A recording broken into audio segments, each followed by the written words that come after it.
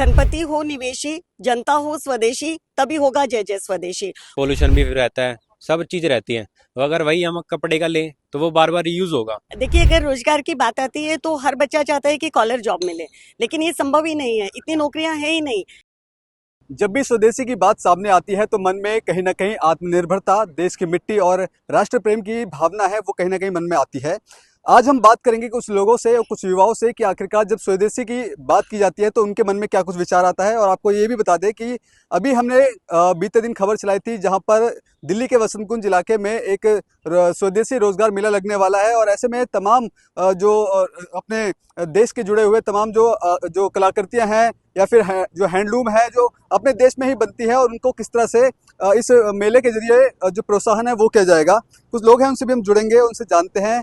Ma'am, जब रोजगार शब्द की बात सामने आती है तो सबसे पहले जहन में क्या चलता है, क्या रोजगार है और किस तरह से जो स्वदेशी क्या मन में सोचते हैं? देखिए, अगर रोजगार की बात आती है तो हर बच्चा चाहता है कि कॉलर जॉब मिले, लेकिन ये संभव ही नहीं है, इतनी नौकरियां है ही नहीं। इसीलिए स्वदेशी आत्मनिर्भर होना जरूरी है।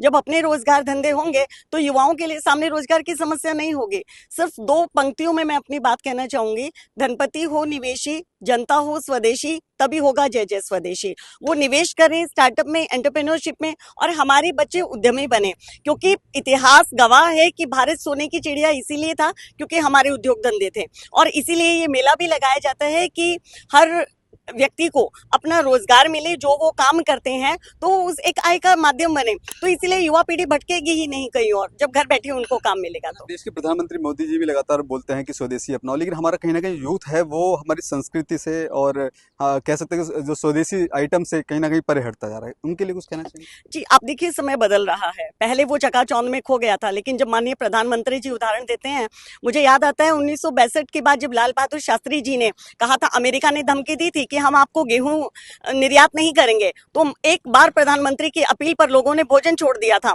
अमेरिका को घुटने टेकने पड़े थे। अब फिर से मेरा युवा जो है राष्ट्रभक्ति के जज्बे में डूबा हुआ है और वो लोग चाहते हैं कि इस बेरोजगारी का खात्मा कहीं हो जिससे कि वो अपना काम शुरू करें। और स्वदेशी जागरण मंच और भी बहुत सारी संस्थाएं हैं जो कि स्वदेशी और आत्मनिर्भरता को आगे बढ़ा रही हैं। ठीक है, युवा होने के नाते क्या सोचते हैं स्वदेशी की जब बात सामने आती है, क्योंकि यूथ कहीं ना कहीं भटक रहा है स्वदेशी चीजों से?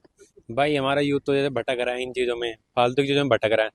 कुछ ले लेते हैं, पन्नी लेके घूमते हैं कुछ, तो भाई उनका क्या फ़ायदा। जैसे पन्नी लेके हैं, फाड़ के फेंक देते हैं, वो हमारी गौ माता खाती है। गौ माता को कोई देखना चाहेगा कैसे पन्नी खाते हुए?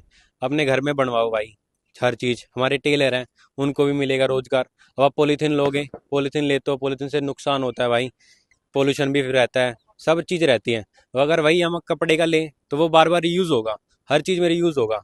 अब हर चीज़ में मिलावट भी है। आजकल के जो बालक हैं वो उल्टी सीधी चीज़ें खाने लग रहे हैं, बाहर की चीज़ें खाते हैं। कोई घर में नहीं, रोटी वोटी कोई नहीं खाता, बाहर सब पिज़्ज़ा बर्गर सब खा रहे हैं। इनमें बहुत वो मिलावटी होती है, इतना तेल का होता है, कहीं छोले भटूरे खाने लग रहे हैं। सब चीज़ें बेकार ही हैं। अगर हम घर की यही रोटी सब्जी खाएं तो कितना अच्छा रहेगा और हमारे शरीर के लिए भी ठीक है। ठीक है, स्वदेशी से क्या आप क्या समझते हैं, क्योंकि अभी स्वदेशी मेला भी लगने वाला है और कौन कौन लोग हैं वो यहाँ पे आएंगे और किस तरह की जो यहाँ पे जो चीज़ें हैं वो देखने को मिलेगी? जी, ऐसा है, स्वदेशी मेला जो है 4 अक्टूबर से 8 अक्टूबर तक लगने वाला है मेला। और इसमें हमारे मुख्यमंत्री और कैबिनेट के मंत्री भी आने वाले हैं। और हमारे ये लगा लीजिए हमारे कभी के सांसद, हमारे कई सांसद भी आने वाले हैं और डेली आ रहे हैं। और उन्होंने हमने निमंत्रण दिया है और उन्होंने आभास दिया है कि हम जरूर आएंगे।